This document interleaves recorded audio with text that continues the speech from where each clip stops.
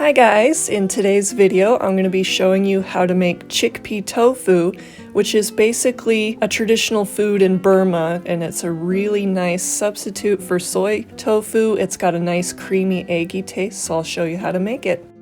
So what you need is 1 full cup of chickpea flour, a full cup of water, so 1-to-1 water.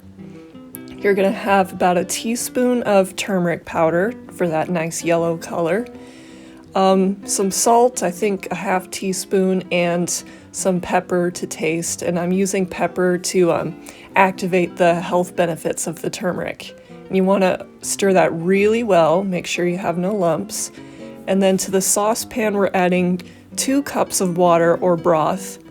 And I'm just putting that up high to a boil, and then once it's really boiling, start slowly adding the chickpea mixture and get it out really good with a rubber spatula. Those seem to work well. And you want to stir constantly as soon as you get it in the water because it needs to cook evenly and not be too lumpy.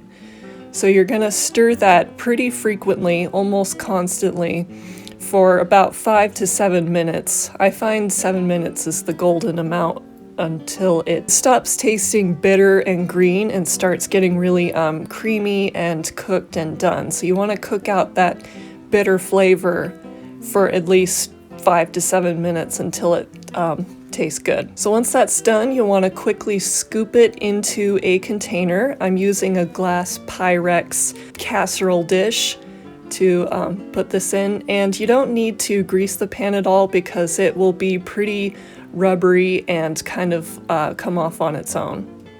And 15 minutes later it's pretty bouncy, so I'm just going to cover this up with the lid in the fridge for an hour for it to fully set. So about an hour later I'm opening this up and it's completely set, and this is the part where you can cut it into cubes or cut it however you'd like.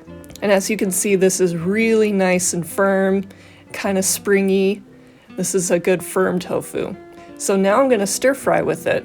I've got a little bit of olive oil and I'm frying up some red onions, letting those get nice and translucent. Then I'm adding some cremini mushrooms, getting that nice and good. Then adding some green bell peppers. So this will be good. And now's the time to add the star, which is chickpea tofu. So I made this homemade curry powder mix.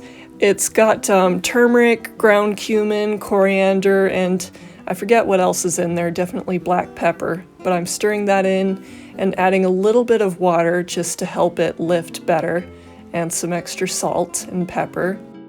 And I'm going to let that simmer for about 10 minutes.